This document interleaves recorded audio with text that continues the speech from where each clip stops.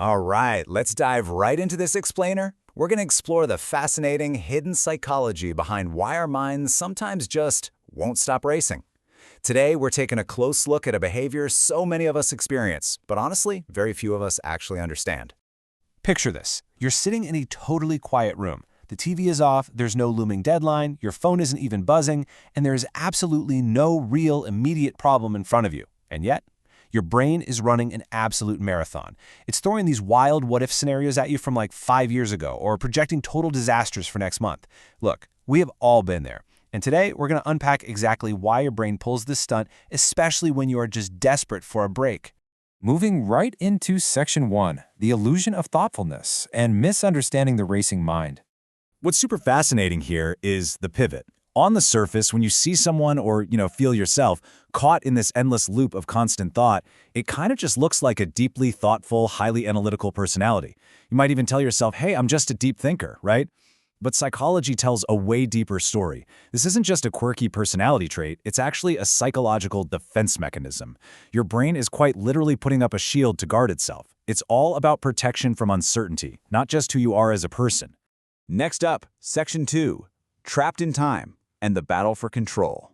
So, to keep out that protective shield we just talked about, the overthinking mind basically uses time as its personal playground. Notice how the mind splits its focus. Looking years ahead, overthinkers try to stay one step ahead of everything.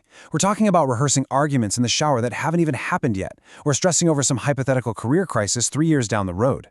And this all stems entirely from the brain's desperate need for control. The logic is, if I can predict it, I can handle it. But because life is wildly unpredictable, all these mental gymnastics just dump you right back into the present moment, feeling completely and utterly overwhelmed.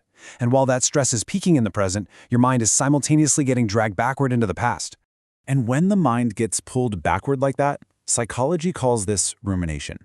You're repeatedly revisiting past conversations, replaying that one super awkward joke you made at a party back in 2018, or agonizing over old mistakes. But here is the absolutely crucial takeaway. You aren't replaying the past because you enjoy the torture. Not at all. Your brain is desperately trying to understand it better so it can get unstuck. It creates this false illusion that if you just analyze it enough, you can somehow solve a past problem. But the reality? The situation is long over and your mind is just keeping you trapped in the exact same loop. All right, on to Section 3, sweating the small stuff and the magnifying glass effect. Let's bring it back to the present. For a lot of people, a slight change in someone's tone of voice, or, when a text response is delayed and the typing bubble appears and then just vanishes, most people just brush that off. But look at this progression. An overthinker's brain instantly notices that tiny little detail and whips out a massive magnifying glass. They start spiraling. Did I say something wrong? Are they mad at me? Did our whole relationship dynamic just shift? It is so important to realize that they aren't just overreacting. What we're actually seeing is the mind taking systematic steps to resolve a sudden, deeply uncomfortable sense of uncertainty. Which brings us to Section 4, the control paradox and the illusion of finding answers. And this is literally the deepest irony of overthinking. The whole habit is tied to a massive fundamental discomfort with uncertainty. Human beings naturally hate not knowing things. So what do? We think more and more, hoping that if we just turn the problem over in our heads a few more times, crystal clear clarity is going to magically arrive. But as this idea highlights, too much thinking actually creates more doubt, not less. You aren't finding answers, you're really just manufacturing a mountain of brand new questions. Just look at the stark mismatch between the goal and the actual result here. You try to predict everything to feel prepared, but boom, you end up feeling totally mentally exhausted and overwhelmed. You try to think more to find clear answers, but you just generate incredibly complex questions that nobody can answer.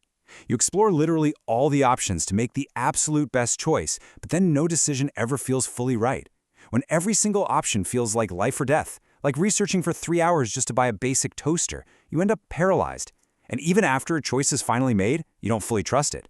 You just endlessly question if you should have done something else instead. Finally, Section 5, seeing the pattern and the power of awareness. As we wrap up this explainer, let's look at what we can actually do with all this information. We've broken down the patterns you probably live with every single day. You know the ones. Predicting everything in a frantic attempt to gain control, turning tiny details into massive existential questions, getting stuck replaying the past, fighting this constant battle against uncertainty, and doubting your choices just because there are way too many possibilities. But by recognizing these patterns for what they actually are, we can completely reframe our perspective. Overthinking isn't some frustrating, broken flaw you're cursed with. Actually, scratch that. It's not a flaw at all. It is a completely understandable human defense mechanism that is trying its absolute best to keep you safe.